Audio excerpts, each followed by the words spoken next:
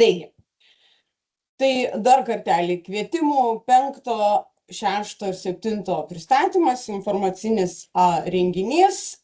Taigi, pirmiausia, aš norėčiau jūs informuoti, kas šiandien čia susirinkę, matau, tikrai yra daug nenaujokų šitoj srity, kurie jau yra buvę mūsų pareiškėjais, matau, ir naujų žmonių, tai aš labai trumpai, nežinot, informacinis renginys, jeigu aš kalbėsiu apie visą strategiją ir visas priemonės labai išsamei ir aptartume visus taisyklių punktus, kurie tik tai reglamentuoja paramą, tai nepraeitų nei mėnesis.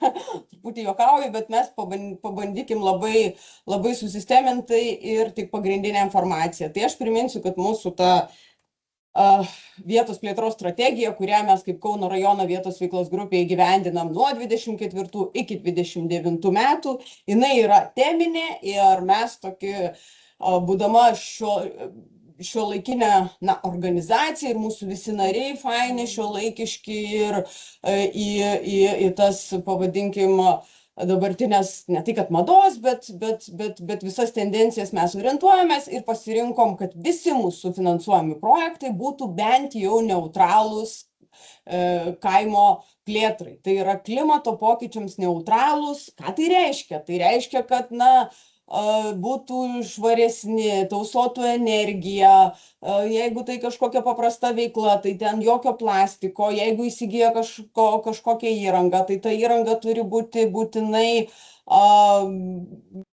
su inovacijom, taupanti, nežinau, energiją ir visokia, kad būtų būtent, nebūtų bent jau neigiamo poveikio aplinkai, turėtų, kaip sakant, nulinį poveikį. Taip. Aha, kažkas kalbat, bandysiu išjungti, jeigu galiu, bandau išjungti, išjungiau. Tai tokia yra tema. Aš dar priminsiu pradžiai apie strategiją, tai kad mes jau esam kaip ir baigę projektus, kas susijęs su verslu, paprastu verslu, kur privatus verslas gali kreiptis paramos, tai pernai ir užpernai turėjom kvietimus, turėjom veiklos projektus ir dar yra likę, tai dar bendruomenės, kurios šiandieną klauso, tai kitais metais mes turėsime veiklos projektų ir mokymų projektų kvietimus. O šiandieną mes kalbame apie 3 priemonės, kurios yra tokios kertinės pagrindinės viešųjų paslaugų, bendruomeninio verslo ir nevyriausybinio organizacijų socialinio verslo. Tai apie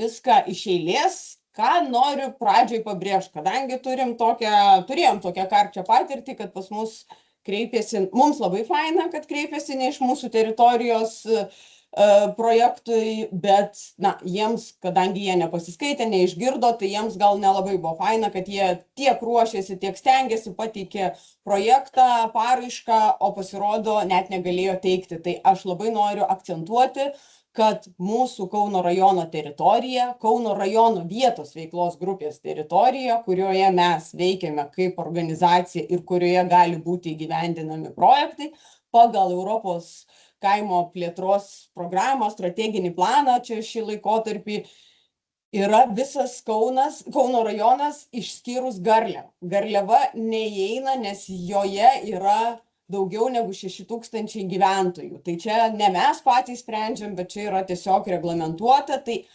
Garliavos, jeigu jūs veikite Garliavos apylinkių seniūnijoje, nežinau, ten Ražiškiai, Jonučiai, 1, 2, tai viskas gerai, jūs patenkate. Bet jeigu jūsų organizacija yra pačioj Garliavos seniūnijoje, miesto seniūnijoje, tokie projektai pas mus negali būti įgyvendinami. Toliau, taigi priemonės, kaip ir minėjau, 5 kvietimas yra skirtas viešųjų paslaugų kūrimui ir plėtrai, užtikrinant klimato pokyčiams neutralius veiksmus. Visose mūsų priemonėse tokia pabaiga yra vienoda, nes visi projektai turi užtikrinti bent jau neutralius veiksmus, tai yra teigiamus, tai savaime aišku dar geriau. Ką tai reiškia 5 kvietimas? 5 kvietimas yra skirtas kaip nuo senų laikų, nuo 7-13, tai kaip ir yra paprasti infrastruktūriniai projektai skirti viešosioms paslaugoms, viešosioms erdvėms kurti ir plėsti. Apie kiekvieną kvietimą aš jums papasakosiu maždaug nuo skaidrių vidurio, prasidės apie kiekvieną kvietimą, bet kadangi labai daug reikalavimų yra, tokių pačių, tai yra jie galioja visiems kvietimams, tai aš tiesiog pradedu nuo bendrų reikalavimų ir trumpai pristatant kiekvieną kvietimą, o vėliau apie kiekvieno kažkokius tai išskirtinius niuansus jūs tikrai išgirsite. Sutarkim taip, kad jūs galite bet kada kelti ranką. Aš tikiuosi pamatysiu, nes pas mane lange yra visi dalyviai. Jeigu matysit, kad jau kažkiek tai nematau, tiesiog įsijunkit, kadangi mūsų nedaug, tai įsijunkit mikrofoną ir bandykit įsiterpti mano greitą kalbę ir klauskit. Tai taip, sutarkime. Tai 5. kvietimas, 6. kvietimas bendruomeninių organizacijų verslo kūrimas ir plėtra, tai yra būtent skirtas bendruomeniniam organizacijom, kurios jau, išaugo iš veiklos projektų ir nori kaip vykdyti ekonominę veiklą, užsidirbti pinigų ir taip plėtoti būtent bendruomeninės organizacijos visą veiklą. Ir 7. kvietimas skirtas nevyriausybinio organizacijų, tame tarpe ir bendruomeninių organizacijų, socialinio verslo kūrimui ir plėtrai, būtent užtikrinant klimato pokyčiams neutralius veiksmus. Tai tokie yra 3 kvietimai galiojantys, 5., 6., 7.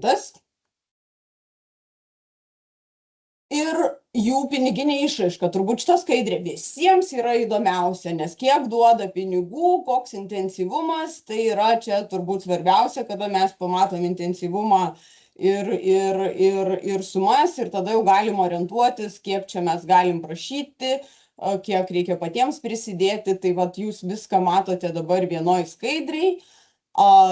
Viešųjų paslaugų, tai yra nepelno projektai, vadinami infrastruktūriniai, kad viešos paslaugos būtų kūriamos ir plečiamos, tai yra intensyvumas netoks ir patrauklus infrastruktūriniams iki 40%, maksimali paramos suma 160 000, kvietimui mes skiriame 320, atkreipkite dėmesį, kad tai tikrai nėra plataus masto kvietimas, šios priemonės tiek bendruomeninis, tiek ir NVO socialinis verslas, visam rajone gali būti finansuojama po 2 projektus.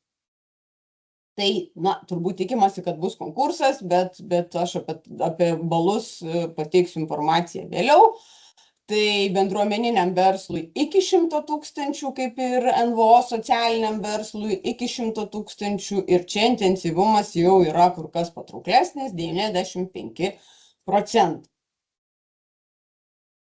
Tai dabar, kaip ir minėjau, bendroji informacija, kuri aktuali visiems kvietimams, kurie įsigalios, tuoj pasakysiu, kada, gal iš karto, kad dar kartą nuo balandžio 1 iki gegužės 18. Tai jūs įsidėkit, nežinau, kas jau planuoja tikrai teikti, kad nuo 18 dieną yra deadline'as 23:09.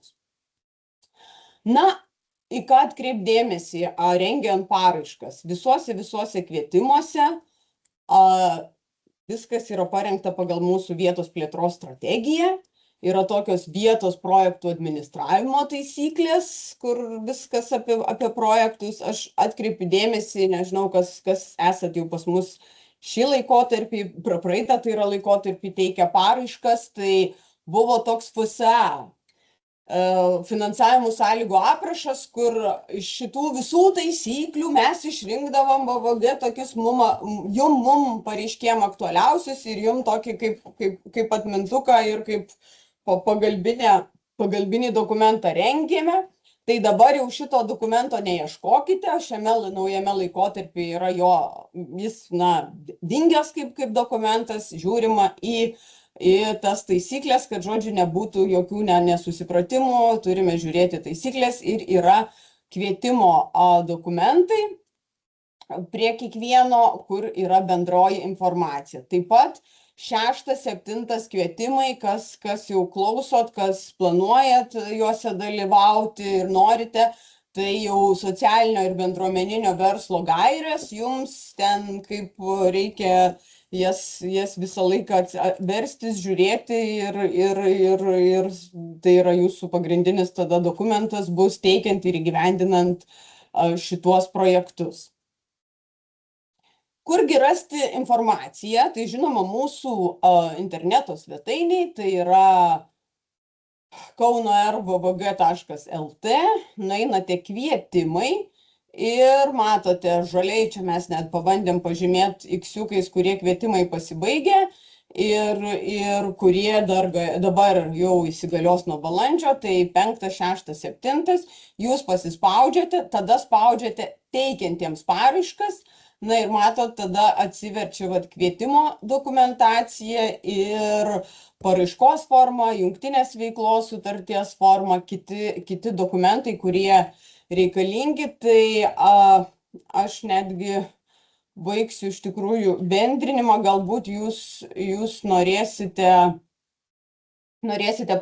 pasižiūrėti, kaip tai atrodo svetainė, tai aš jums norėčiau, kaip sakant, ir pademonstruoti šitą veikimą. Tai yra 6 kvietimas, matot turbūt dabar mano visą langą, teikiantiems paraiškas. Na ir kas yra svarbiausia, tai yra kvietimo dokumentacija, pats kvietimas čia atsidaro, pirmas priedas Excel formatu paraiškos forma, remiamų, neremiamų sąrašas veiklų, į ką irgi reikia atkreipti dėmesį, verslo plano forma, jeigu tai priemonė aktualu, na ir visi kiti dokumentai, tai yra nuorodos į taisyklės, jūs galite rasti būtent šitoj mūsų svetainės vietoj.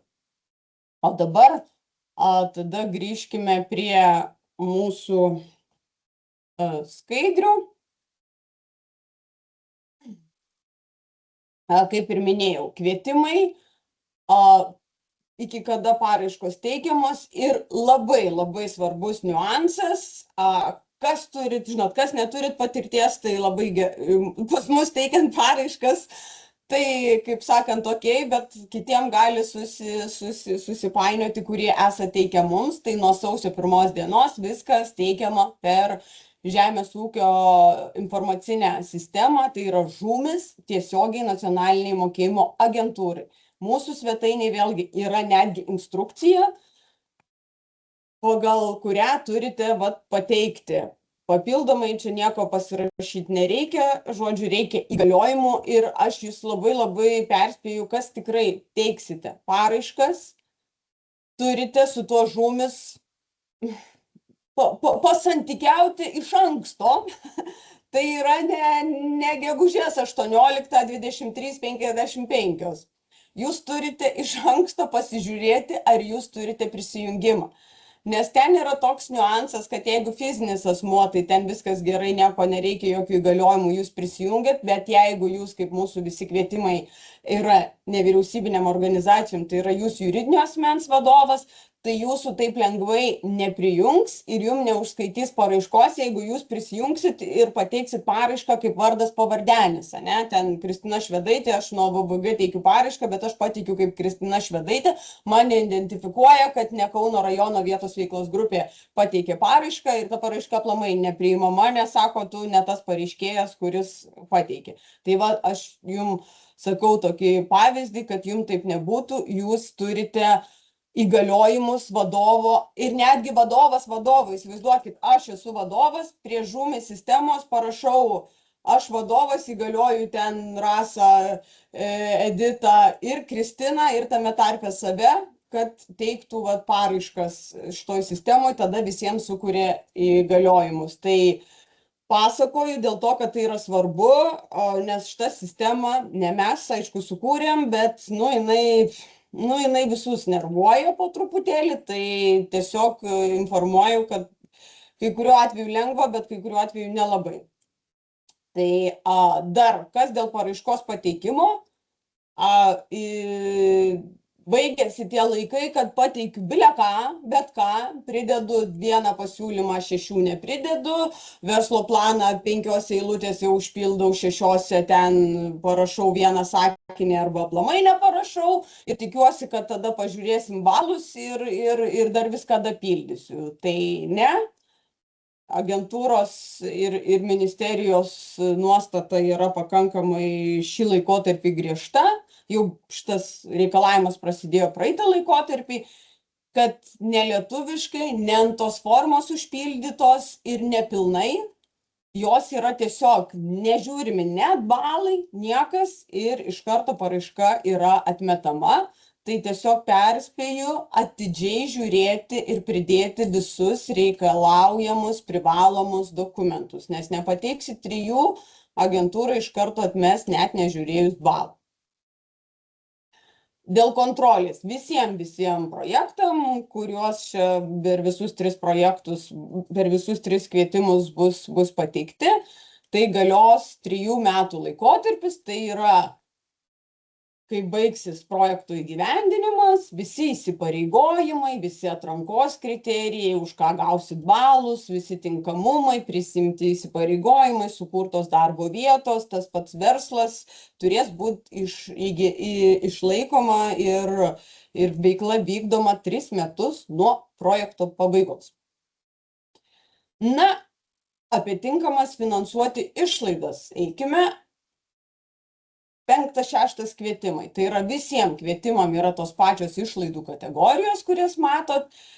Ir 23 taisyklių punktas mums sako tokius kelis atrodytų bendrinio pobūdžio klausimus, teiginius, bet aš juos visgi noriu pakomentuoti, nes kaip jūs turbūt jau ir žinot, ir vertinimą tinkamumo paraiškų jau ir keli metai atlieka tiesiogiai nacionalinė mokėjimo agentūra ir jie kartais prie šitų sakinių tikrai labai įdėmiai juos skaito, analizuoja ir kartais tie užklausimai eina būtent apie šitos sakinius. Tai viską turit nusimatyti paraiškoj, išlaidų kategorijose, nes vėliau jokių papildomų ten jūs įgyvendint projektą pradėsit ir sugalvosit, kad jums kažko ten dar reikia. Tai nauja išlaida įsiterpti nebus galima, tik nebent kažkokie minimalūs keitimai, bet ten tie keitimai yra su daug vargo, daug vėl įrodinėjimų ir panašiai. Tai viskas tenkitės apgalvoti ir jau nusimatyti projekte.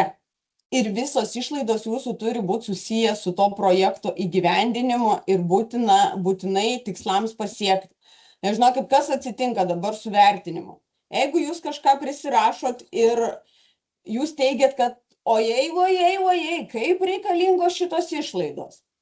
Ir staiga vertinimo metu paaiškėja, kad jos yra netinkamos pagal ten kokį nors agentūros rastą punktą ir agentūra jums sako, jos yra netinkamos, mes negalim prie projekto finansuoti, jūs turite įsipareigoti įgyvendinti projektą su šitom išlaidom, tai yra patys nusipirkti. Ir jūs tada pradedat sakyti, tai mes galim įgyvendinti ir be tų išlaidų. Nu, bet tai palaukit, tai tada jūs teigiat projekte, kad projektas negali būti įgyvendintas be tų išlaidų. Nes dar kartą kartuoju, visos išlaidos turi būti tik būtinos. Tai į šitą atkreipkite dėmesį. Rinkos kainos, 3 komerciniai visiems pasiūlymam yra išlikę arba kažkokiais kitais dokumentais, galbūt jau sutartis turite. Ir įkainiai, tam tikrom išlaidom tikrai yra įkainiai, kas renksit paraiškas, tikrai matysit, konsultuosimės, kviečiu iš tikrųjų, kam reikės individualių konsultacijų, kurie jau būsit apsisprendę tikrai teikti paraiškas, mūsų vietos veiklos grupė suteiks galimybę suderintų laiku, individualias asmeninės konsultacijas, tai yra mes apie kiekvieną projekto, nežinau, ir kiekvieną išlaidą, ten jūsų visus tinkamumo niuansus tikrai galėsime apkalbėti. Taigi, išlaidos, naujų transporto priemonių įsigijimas, naujos prekės, įrangos, darbai, paslaugos. Vietos projekto bendrosios išlaidos tai yra techninis projektas ir panašiai, kas reikalinga, turbūt ne tik techninis projektas. PVM-as, kai jo negalima susigrąžinti, tai PVM-as yra tinkamas 5 kvietime. Jeigu tai yra biudžetinės įstaigos ir nevyriausybinės organizacijos, iš to veikla, kadangi nepelno, tai PVM-as tinkamas, o 6, 7 kvietimuose PVM-as yra tinkamas, jeigu nėra galimybė susigrąžinti, tai yra, jeigu jūs vykdysite veiklas, ne PVM apmokestinamas, o jeigu tai bus PVM apmokestinamos, tai sumos visur turėtų būti nuo tinkamos išlaidos nuo sumos be PVM. Na ir netiesioginės projekto išlaidos, tai yra fiksuota norma, kur galite, kaip sakant, tam administravimui susiplanuoti projekto, tai yra 12%. Apie tai dar truputėlį pakalbėsiu, bet žinau, kad dabar yra kai toks klausimas iškilęs, tai dėl automobilių įsigijimo, tai yra transporto priemonės, tai nors ir kaip stengiausi taisyklių punktų nedėti į tas skaidres, bet man nepavyko išvengti ir sudėti tik tai tam tikrų punktų norisi ir aiškiau jums pateikti, kad jūs galite įsigyti, jeigu tai yra teikiamos socialiai pažeidžiamoms grupėms arba socialiai atskirtiems asmenims, pavėžėjimo paslaugos, galite įsigyti tą 8+1 sėdimą vietą, bet jeigu jūsų projekto veikla tai yra pagrindinė veikla. Turi būti pagrindinė veikla, tą noriu akcentuoti, kad nebūtų kažkokia kita veikla ir plus įsigiju automobilį, nes pirmininkas nori jo važinėti. Tai čia taip neturėtų būti, tai tik socialiai ir turi verslo plane susiplanuoti būtent iš pavėžėjimo paslaugų pajamas. Arba tai pagrindinė veikla turi būti kažkokia mobili prekyba, mobilios paslaugos. Ir dar atkreipiu dėmesį, kadangi jaučiu apie transporto priemonės, kad nesugalvokit tų elektrinių dviračių, nes pasirodo, kad ministerija draudžia ir turi būti skirtos tik fizinė jėga varomos transporto priemonės. Fizinė jėga, tai vadinasi, minam be kažkokios kitos jėgos. Dėl nekilnojamo turto, investicijų į nekilnojamą turtą, tai noriu atkreipti dėmesį, kad vietos projektų administravimo taisyklėse, kas sugalvosite investuoti į nekilnojamą turtą, daryti investicijas, ten tikrai labai aiškiai, dideliais sakiniais, taip sunku skaityti, bet sakau, kviesiu į individualias konsultacijas, jūsų kiekvieno išskirtinai ten konkrečiu atveju mes galėsim kartu paskaityti, kas jūsų atveju tinka, kas netinka, ką reikia su tais pastatais, žemėm ir panašiai padaryti. Ar atitinka tos reikalavimus, tai tik tai noriu pasakyti, kad jeigu investicija į nekilnojamą turtą, tai turit valdyti jį nuosavybės, nuomos ar kitais teisėtais pagrindais, aišku, į registrų centrą įregistruoti ir panašiai. Ir atkreip dėmesį, jeigu tik nauja statyba arba kažkokie statiniai nauji, vadinasi, žemė po jais turi būti pareiškėjo nuosavybės teise. Tai va čia šitas toksai, jeigu norit naujai statyti, turit turėti ir sklypą, ant kurio statysit nuosavybę.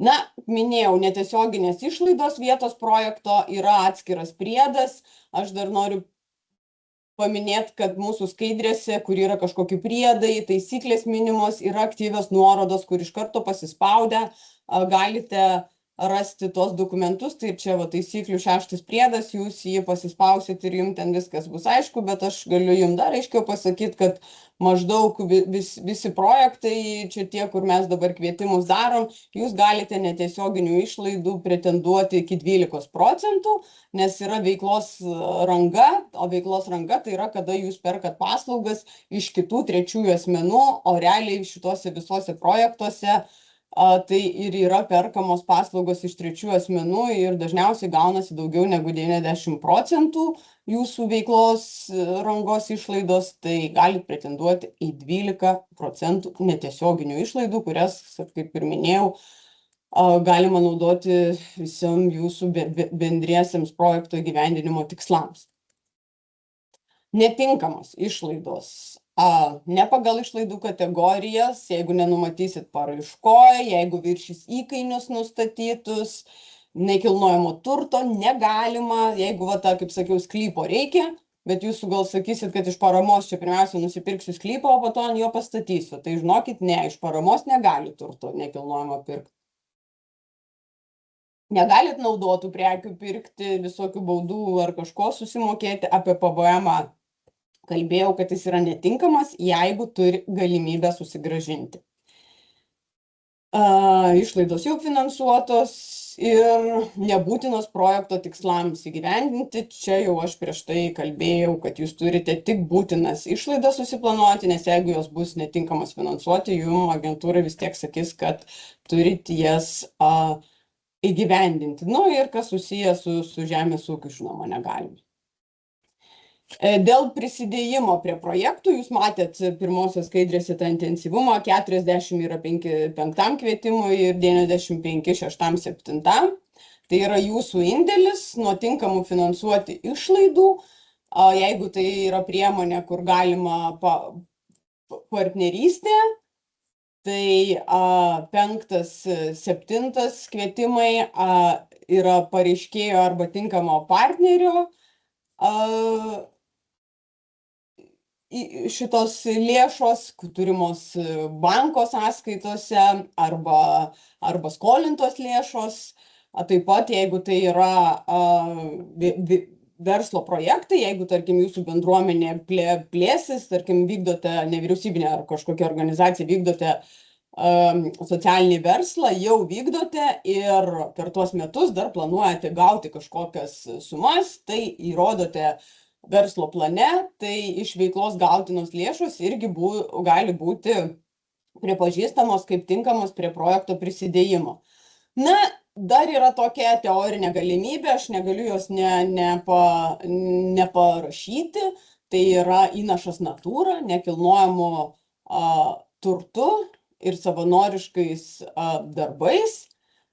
Apie tai pašnekėsiu kitoj skaidriai.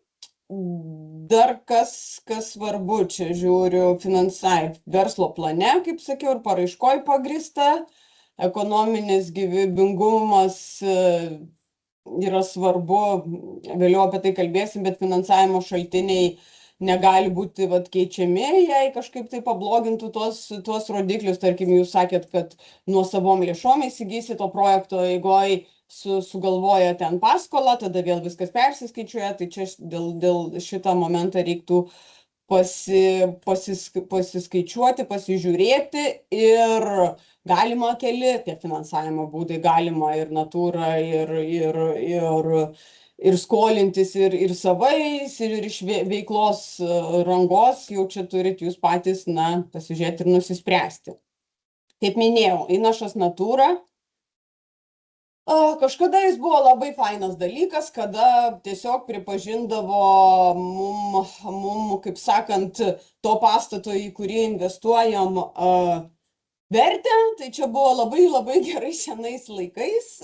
Dabar pastatų prisidėti tik tuo atveju, jeigu kažkas jum padovanoja jį, kaip nevyriausybinė organizacija pasikeičia jo savininkas arba visiškai pasikeičia būtent šita paskirtis. Tai tada kaip ir įmanoma, bet sakau, šita sąlyga turbūt tokia nėra viena patraukliausių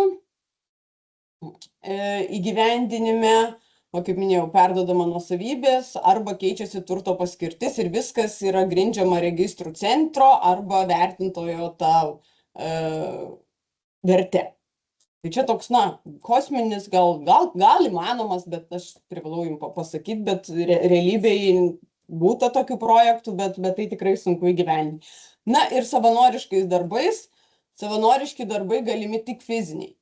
Suprantat, čia nėra minkšti projektai. Čia yra infrastruktūriniai arba verslo, bendruomeninio verslo, socialinio verslo, tai tie visi fiziniai darbai turi būti pamatuojami aiškiai, tai jeigu jūs, kažkokią, nežinau, erdvę nebent įsirenginėsit, kažką tai dar tvarkysit, tai gal ir pagrysit, kad būtinai jums reikia, tai tokį galimi, bet tikrai pasižiūrėkit, tas reikalavimai su savanoriškos veiklos įstatymu yra viskas turi būti pranešta, važiuojama į patikrą, prieš ir po nuotraukos padaromos, tas indėlis, kiekvienas žmogus pasirašo, kada kiek dirbo, tas įkainis yra 15,90, kas turėjo jau šitų patirčių ir mes turėję tų savanoriškų darbų, kaip ir fainai, bet nusiteikti reikia, kad tai yra labai toksai ilgas ir varginantis administravimo ir įgyvendinimo procesas, jeigu jūs prisidedat savanoriškais darbais. Bet žinoma, jeigu jums jie būtini prie projekto, tai, kaip aš sakau, ko popierius ir darbas neiškęs. Jūs susirinksit, ten dirbsit, darysit, agentūra tikrins, visi bus faini, bet rezultatas irgi bus geras, jeigu tik tai tie darbai jums reikalingi. Jokių pritemptų, tą noriu pasakyti. Apie išmokėjimą būdų. Gaunat paramą ir išlaidas gali kompensuoti, tai yra jūs įgyvendinat savo lėšom, pateikėt atsiskaitimą, jums kompensuoja.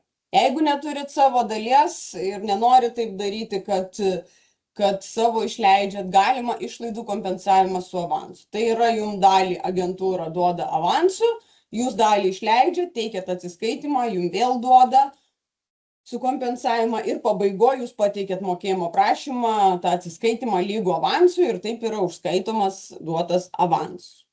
Arba sąskaitų apmokėjimo būdas, kai susitarėt su tais tiekėjais, kurie jums sumokėjus savo dalį lauks agentūros dalies, tai aišku užtrunka, tie tiekėjai turi būti informuoti apie tai ir laukti vos ne porą mėnesių gerų, kartais, žinokit, ir daugiau užtrunka tas sumokėjimas, bet jis įmanomas, jeigu, nežinau, jeigu kažkoks vieną didžiulę sąskaitą turit, kurios negalima skaidyti per projekto įgyvendinimo etapus.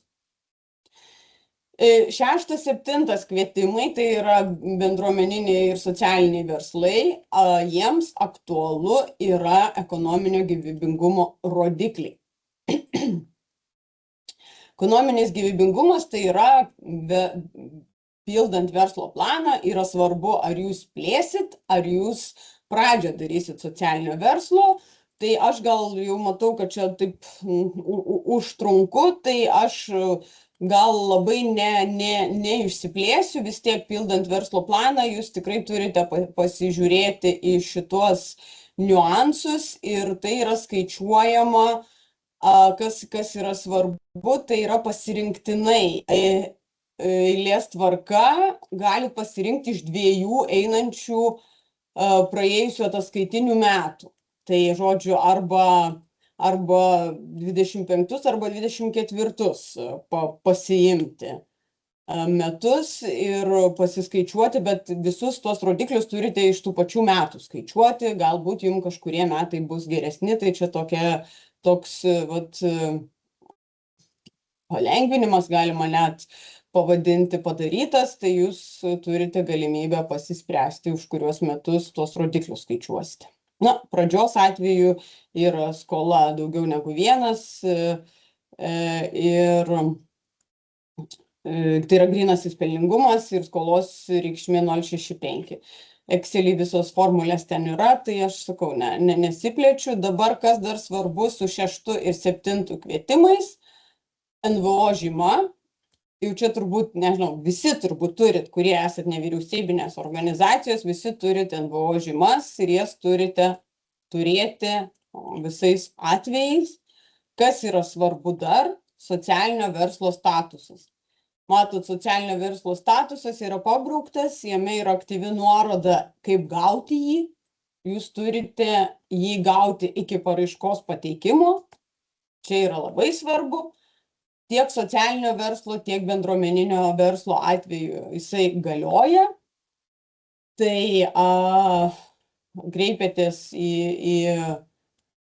inovacijų agentūrą, ji ten yra aprašas ir visus dokumentus pateikėt, kokių ten tik tai prašo, ir jūs gaunate socialinio verslo statusą, kuris reikalingas tiek bendruomeninio, tiek socialinio verslo teikimo atvejais.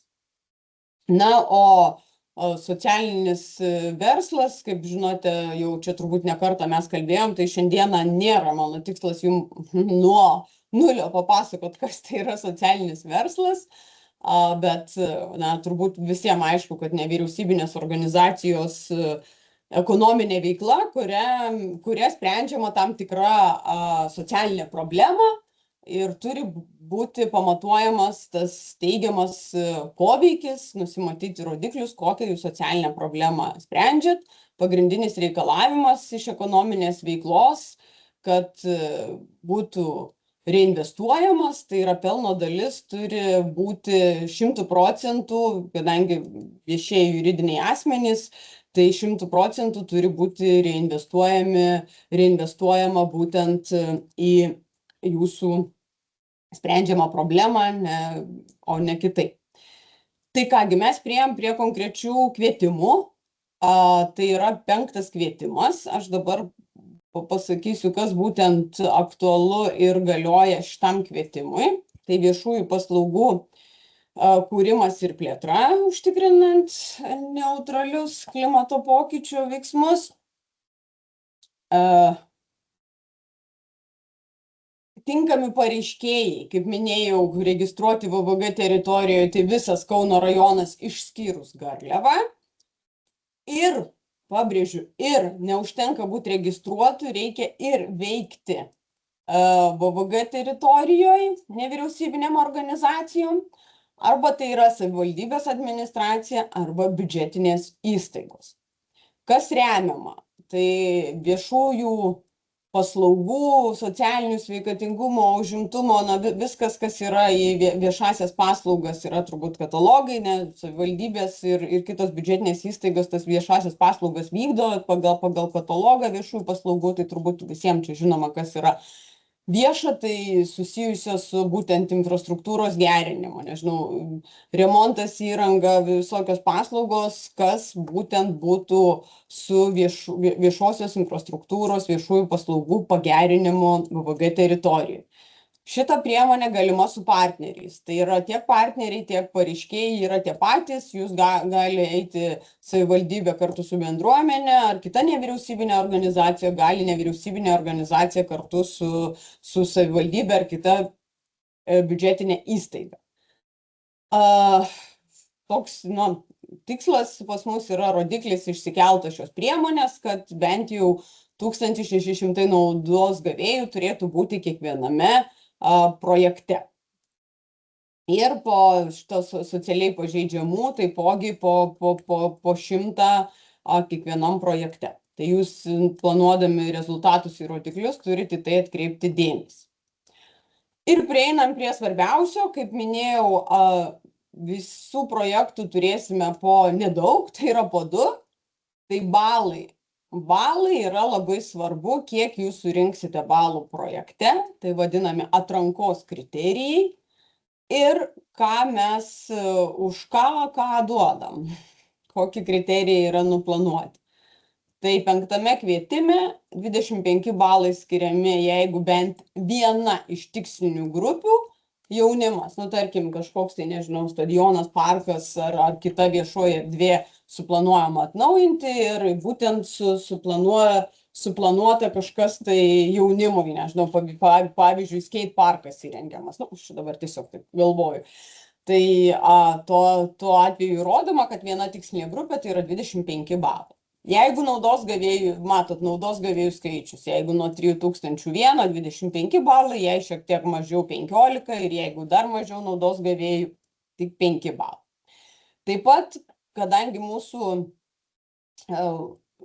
strategijos tema ir visi projektai turi būti su to klimato pokyčiams neutraliu momentu, tai balus mes skiriame, jeigu numatytos investicijos yra susijusios su atsinaujinančia energija, su ištekliais ir taip numatyta, kad tai sudaro daugiau negu 30% bendrų tinkamų finansuoti išlaidų. Gaunate 25 balus, na ir atitinkamai mažėjant gaunasi 15 ir 5 balai.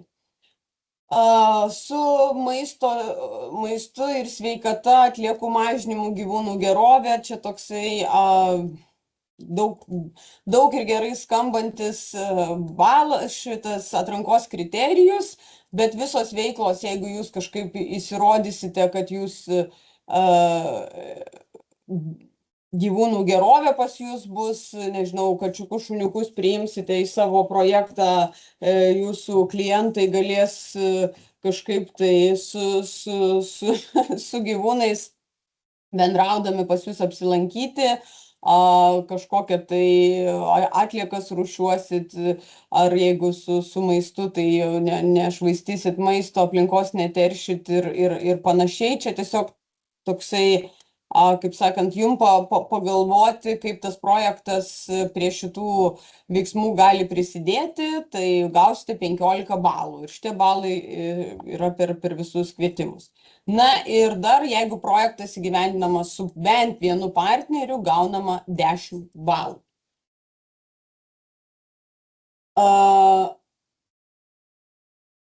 Maksimalus 100 balų, minimali balų surinkimo suma yra 40. Tai yra, jeigu renkate mažiau negu 40 balų, tai galima net nerašyti projektų.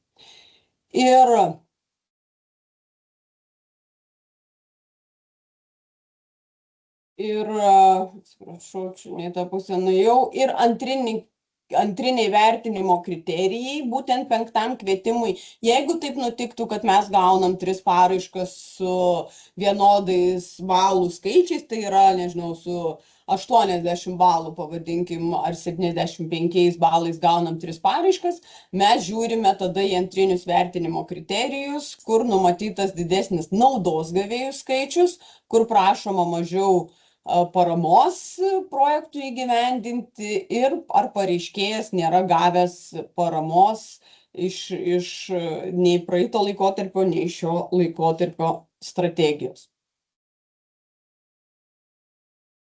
Apie rodiklius jau užsiminiau, apie temą taip pat, kontrolę. Projektas gali būti suplanuotas ir įgyvendinamas 36 mėnesius.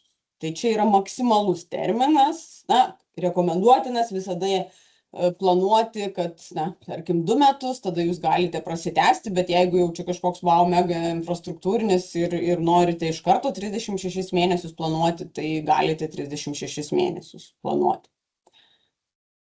Kvietimo dokumentai aš rodžiau, pabaigoj patiems ištvermingiausiams irgi dar atsiversiu ir parodysiu, kaip atrodo tos Excel lentelės, dar kažką mes galėsime prie pridedamųjų dokumentų pasikalbėti, bet šitam kvietime, 5 kvietime jums yra svarbu pati kvietimo forma, paraiškos forma ir jeigu projektas būtų įgyvendinamas kartu su partneriais, tuomet būtų jungtinės veiklos sutartis ir yra nuoroda į taisyklės, kuriom vadovaujantis turėtų būti visas projekto įgyvendinimas ir administravimas. Tai baigiam su 5 kvietimu ir keliaujam prie 6, tai yra bendruomeninių organizacijų verslo kūrimas ir plėtra. Kas yra įdomu, tai yra tinkami pareiškėjai. Bendruomeninės organizacijos, būtent atitinkančios Lietuvos Respublikos bendruomeninių organizacijų įstatymą ir veikiančios ne mažiau nei 1 metus Kauno rajono VVG teritorijų. Dėl remiamų veiklų, žinot, visos veiklos, kurios galėtų būti susijęs su bet kokia su bet kokiu atrodytų ekonominė veikla, tačiau taip yra, kad būtent mes, Kauno rajono vietos veiklos grupė, parengėme tokį antrą priedą visiems pareiškėjams, kurie planuoja vykdyti būtent bendruomeninį verslą, kad, na, žinot, EVRK kodas yra labai platu, labai daug visokių veiklų, tai aš tuo jum atversiu ir parodysiu, kaip veikia šitas priedas. Jūs tikrai galite plačiom veiklom užsiimti, bet yra tam tikros, kurios yra neremiamos. Ir šita priemonė įgyvendinama be partnerių.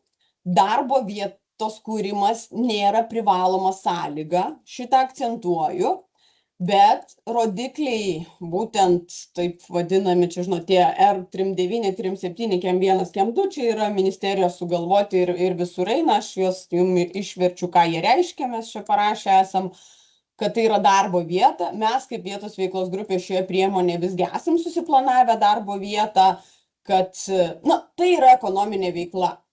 Kaip jūs kitaip įgyvendinsit tą projektą, kaip vykdysit, jeigu neturėsit darbuotojų. Tik tiek, kad jūs galite nepretenduoti į balus ir tiesiog nesusiplanuoti, neprisimti šito įsipareigojimo. Naudos gavėjai čia socialinės ir socialiai pažeidžiamos grupės, nes bendruomeninės organizacijos, tas verslas dažniausiai ir yra apie bendruomeninių organizacijų problemos savo vietovėje išsisprendimą. Tai dabar noriu atversti jum tą sąrašą ekonominės veiklos, remiamą, neremiamą, kad jūs tiesiog galėtumėte pamatyti, kaip čia veikia šitas sąrašas ir kokias veiklas mes remiame, kokių ne. Taip, turbūt turėtumėt matyti, jeigu šitą paspausiu, nesimato. Mato, taip, remiamos veiklos, šeštas kvietimas. Viskas, kas susiję su rėmimu, yra baltam fone, kas neremiama yra raudonam fone, tai viskas, kas susiję su žemės ūkiu, šiuose priemonėse negali būti remiama ir yra neremiama, apdirbamoji visokia gamyba ir panašiai. Kas remia, tabakas, alkoholiniai ir nealkoholiniai gėrimai, pilstymai, čia tiesiog yra neremiama.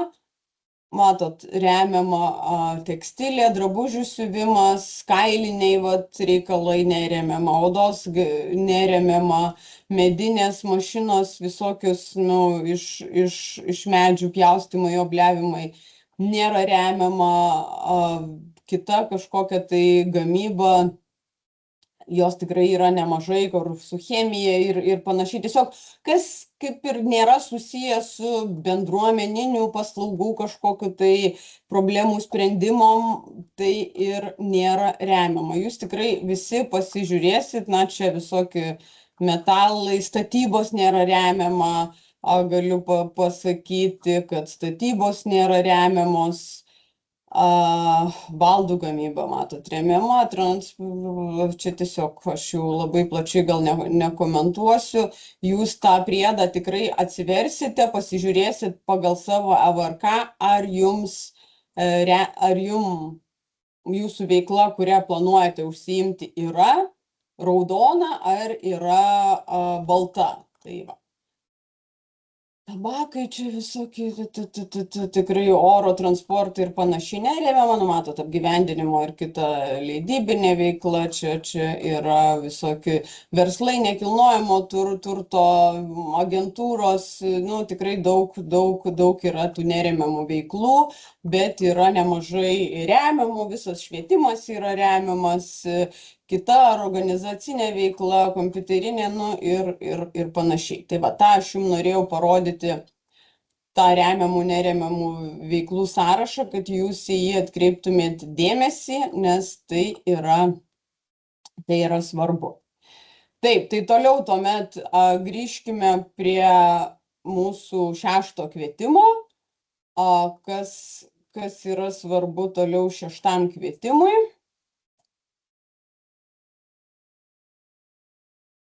Taip, per visą langą turėtumėte tuoj matyti be jokių trikdžių. Atrankos kriterijai. Vėlgi, už įrangą, mechanizmus, techniką įsigyjama su būtent neutralumu, energetiniu efektyvumu skiriama 20 balų, jeigu daugiau negu 30% tinkamų finansuoti išlaidų iš projekto, 15 jeigu 20, na ir 10 jeigu 10%. Skiriami, kaip minėjau, nebūtinos darbo vietos, tinkamumo sąlygos nėra darbo vietų, bet mes skiriame balus, jeigu pareiškėjas visgi susiplanuoja kurti ne mažiau kaip vieną darbo vietą, tai 20 balų, jeigu daugiau negu 0, ne mažiau negu 0,6 darbo vietų, tai 10 balų. Na ir veikimo laikas, kaip minėjau, šitoje priemonėje gali kreiptis, jeigu veikia ne trumpiau negu metus bendruomeninė organizacija, bet papildomi balai yra skiriama, jeigu registruota ir veikia. Atkreipiu dėmesį, registruota ir veikia. Turėtumėt būti ir veikti, ir būti registruoti PVG teritorijoje ne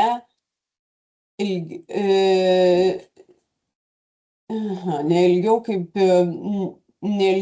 5 metais nepertraukiama, ne trumpiau kaip 5 metus nepertraukiama.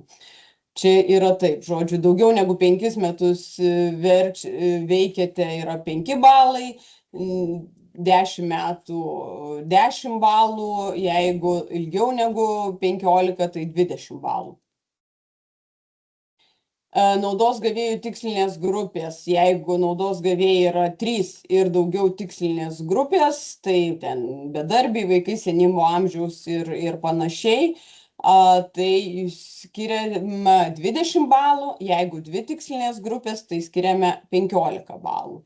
Na ir viešųjų paslaugų aktualumas bendruomeniai būtent turėtų būti pagristas projekte. Ir jeigu projektų sukuriama ne mažiau kaip 2 viešosios paslaugos, skiriama 15 balų, jeigu viena paslauga 10 balų. Na ir kaip minėjau, su ta ekologija, aplinkosauginiu švietimu, sveikatingumu, gyvūnų gerovė, jeigu parašote, kad projektas su tuo yra susijęs kažkokiu, tai imatės iniciatyvų ir veiklų su sveikatingumu, gyvūnų gerovė, ekologiniu švietimu, tai skiriami 5 balai. Antriniai vertinimo kriterijai, tai yra surinkusiems vienodą balų skaičių, tai jeigu projekto paraiškoje įsipareigojama kurti daugiau darbo vietų skaičiuojama etatais, jeigu mažesnė prašoma paramos suma, jeigu tai yra vienam etatui parama mažesnė prašoma ir nesat gavę paramos, bei pareiškėjo galbūt bus prašomas mažesnis paramos intensyvumas. Tai kaip ir visuose 40 balų yra minimumas, kur galima kreiptis paramos. Dėl rodiklių kalbėjau ir viskas kartojasi kaip ir 5 kvietime, tik tai prisideda verslo planas ir ekonominio gyvybingumo rodikliai, kuriuos išlaikyti 3 metus.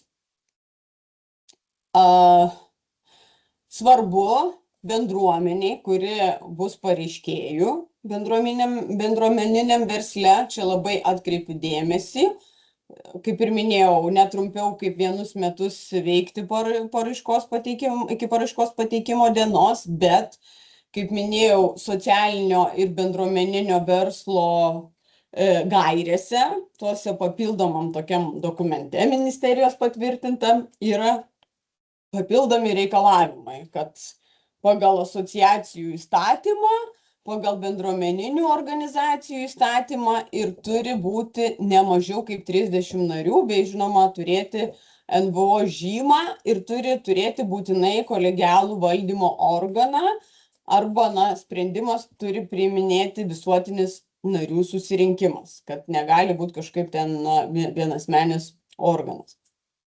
Su finansinė atskaitomybė, tai čia jau kas kreipsitės paramos, tikrai susižiūrėkit, kad būtumėte atsiskaitę su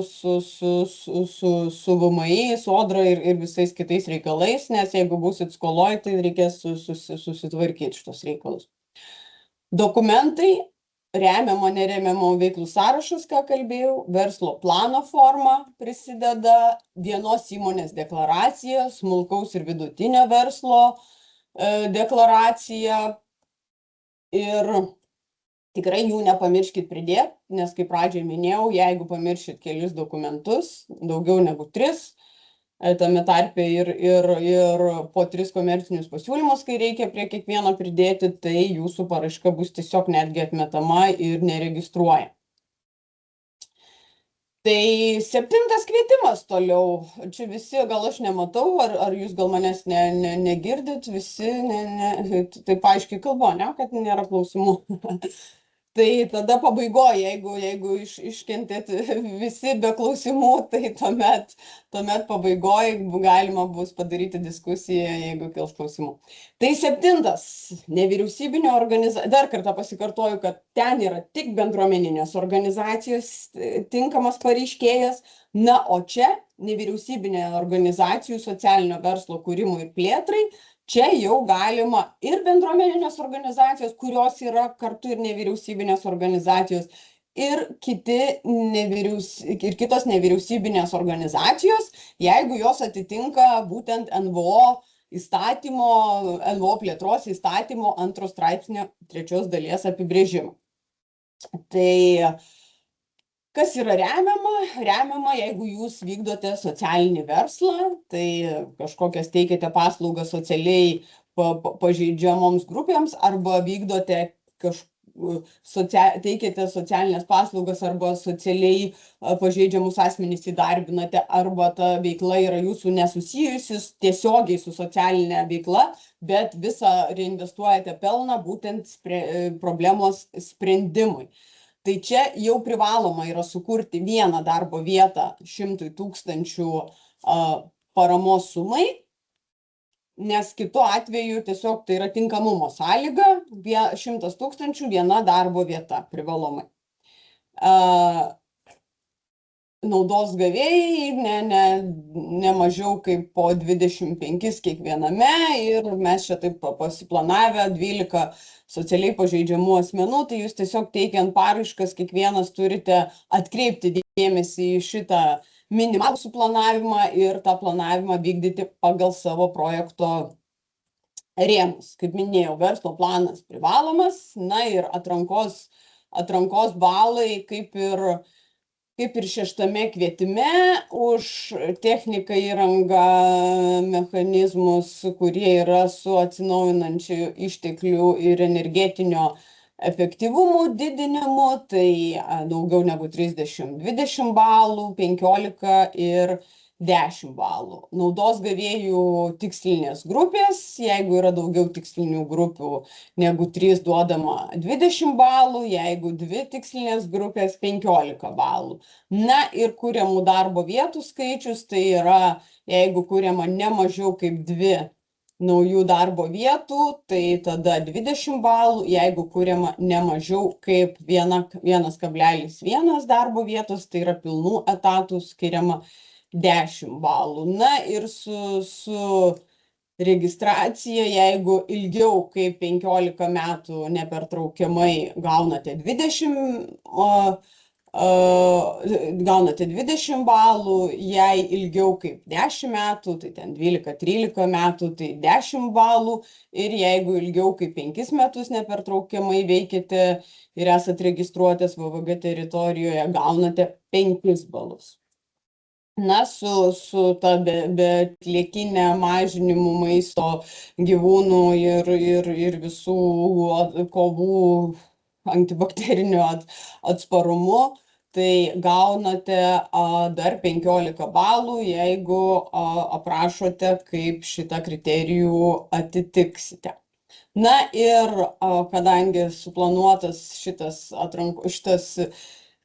atrankos kriterijų strategijoje, kad projektas įgyvendinamas kartu su partneriu, tai bent vieną partnerį, jeigu pasimsite, gausite 5 balus, bet nežinau, kaip 6 kvietime negalimi partneriai, 7 kvietime kaip ir galimi, nes tai socialinis verslas ir galima plačiau, bet žinot, kaip sakant, jeigu tai yra verslo priemonė kažkuria prasme, tai su ta partnerystė turbūt reikia jau aiškiai apsibrėžti, kad tas partneris būtų tikrai reikalingas ir be jo nebūtų įmanoma įgyvendinti projekto.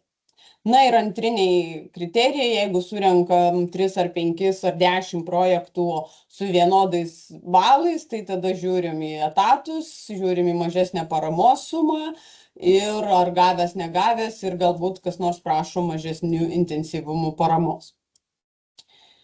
Darbo vietas, kaip ir sakiau, čia tas pats kaip 6 kvietimas ir kontrolė ir įgyvendinimas iki 36 mėnesių, ekonominis gyvybingumas ir privalomas verslo planas. Na ir socialinio verslo gairės, tai yra tikrai labai svarbu. Kaip minėjau, kad turit pateikti turit turėti jau statusą. Nevyriausybinės organizacijos tikrai gali būti viešosios įstaigos, asociacijos, labdaros ir paramos fondai, netgi religinės bendruomenės ar bendrijos, bet jos turi atitikti NVO žymą. Ir kas yra su viešosiom įstaigom, tai su viešosiom įstaigom, jeigu yra viešoji įstaiga su vienu steigėju, ji prilyginama privačiam verslui, tai yra šioje priemonėje negali dalyvauti, o jeigu nori dalyvauti, tai turi dalyvauti verslo priemonėse, kur yra iki 65% intensyvumas. Na ir kvietimo dokumentus, matot, čia jau dar jų daugiau, ir paraiška, ir kvietimas, ir socialinio ir bendruomeninio verslo gairės, bei tos vienos įmonės deklaracijos ir smulkaus ir vidutinio verslo deklaracija. Tai aš baigiau skaidres, jas uždarau, bandau šiek tiek jum parodyti kažkurio kvietimo dokumentus, tai yra kaip atrodo pats kvietimas. Nežinau, mačiau, bent pagal registraciją, tai kažkaip tai iš 6 kvietimo daugiausiai buvo dalyvių. Tai galbūt 6 kvietimą atsiversiu, bet jeigu turit kažkokių klausimų, dabar galite ir klausti, kelti rankas. Tai matot, tas pagrindinis dokumentas, tai yra kvietimas, kuriame ir aprašyta ir rūšis, ir priemonės kodas, ir kvietimui suma, ir didžiausia ir mažiausia, ir intensyvumas. Čia yra taip pat nuorodos į pateikimą būdų, tai yra kaip pateikti paraišką, nuoroda į žumis sistemoje, tą informacinę sistemą, į jų atmintinę, į mūsų strategiją, į administravimo taisyklės, tai prasme visur yra nuorodos, yra į gaires ir yra aprašyti ir tie, kur aš minėjau, atrankos kriterijai ir kriterijai, ką čia turim atitikti, ko netitikti. Tai viską, ką aš jum čia skaidrėse minėjau, tai mes, žinokit, niekur iš kitur nepaėmėm, tik iš taisyklių. Jolanta kelia ranką, prašau, Jolanta. Aš pretenduočiau į 7 kvietimą ir noriu paklausti, mes nebaigėm minkšto projekto šio laikotarpio, tai ar galėsim teikti paraišką? Taip, galėsit teikti paraišką. Iš tikrųjų, šitą informaciją dar čia vakar žadėjau skaidrės papildyti, bet kažkaip mes pasižiūrėjom, kad čia dabar tik tai minkštų projektų yra įgyvendinančių, tai yra per vienu laiku galima įgyvendinti vieną minkštą, taip vadinkim vieną kietą, o šito socialinio ar bendruomeninio verslo būtų vienas kietas projektas, tai yra jum žodžiu galima. Ir visi kiti, kas turit minkštus projektus, tai galima vieną minkštą, vieną kietą projektą įgyvendinti.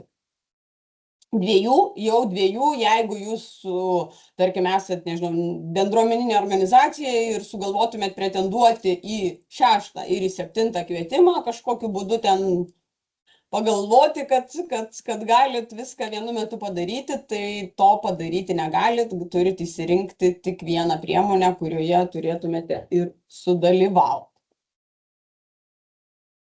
Taip, tai ką dar noriu jum patiems ištvermingiausiems, nors iš kažkaip galvojau, kad daug ilgai užtrunku, bet tai galima sakyti valandą, 3 kvietimai, tai čia tikrai yra visai neblogas rezultatas.